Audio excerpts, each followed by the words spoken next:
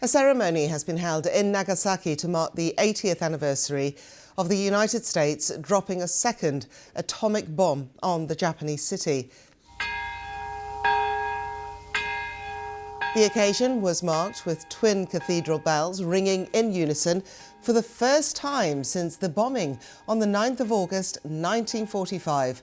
Around 74,000 people were killed by this second and final devastating strike on Japan, which hastened the end of World War II. Many more people died later from radiation sickness, bringing the final number of those killed in Nagasaki and Hiroshima to over 200,000. Shaima Halil has this report.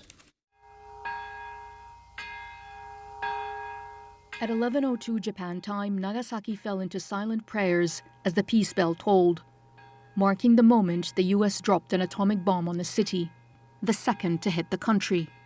Survivors and dignitaries gathered in a solemn memorial ceremony in the Peace Park, remembering the dead and cautioning the living. 80 years on. Who expected this world?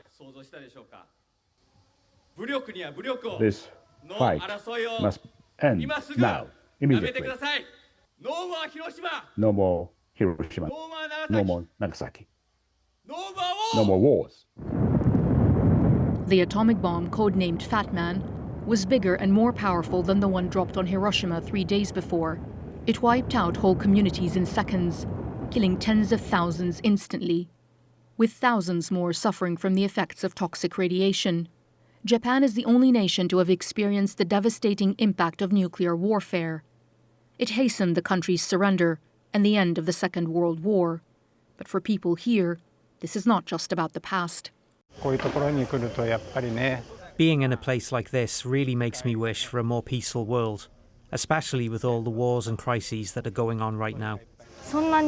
It makes me realize that it wasn't all that long ago. But still, as the days and years go by, more people might start to forget about the war, thinking of it as something from the distant past. When I think about that, it makes me think all the more that it's something we must never forget. Many leaders or politicians around the world say that possessing nuclear weapons is for deterrence or for peace, but I strongly believe that such things should never be tolerated.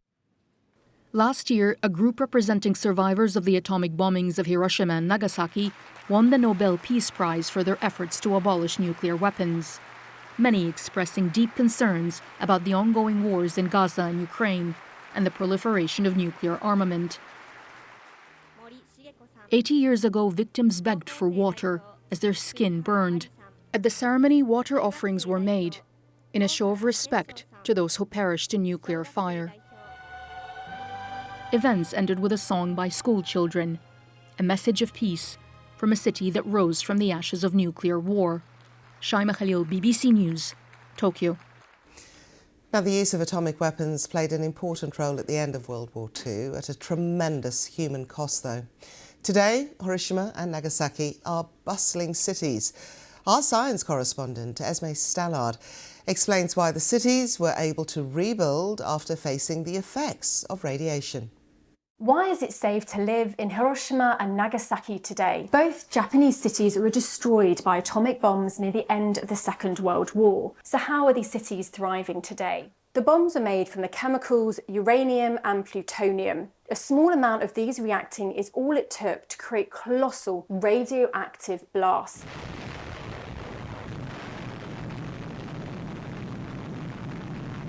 In a fraction of a second, heat and energy waves destroyed everything in their path. The bombs resulted in the deaths of more than 200,000 people. The initial radiation from the blasts in the form of neutrons and gamma rays caused long-term health problems for those who survived. The bombs exploded in the sky above the cities. This matters because most of the radiation instantly dispersed into the atmosphere instead of contaminating the ground. The explosions caused secondary radioactive particles. These did reach ground level, but they decayed quickly and were gone within days. 80 years on, the radiation from the explosions is undetectable. Hiroshima and Nagasaki are bustling cities. The human cost of the bombs is not forgotten.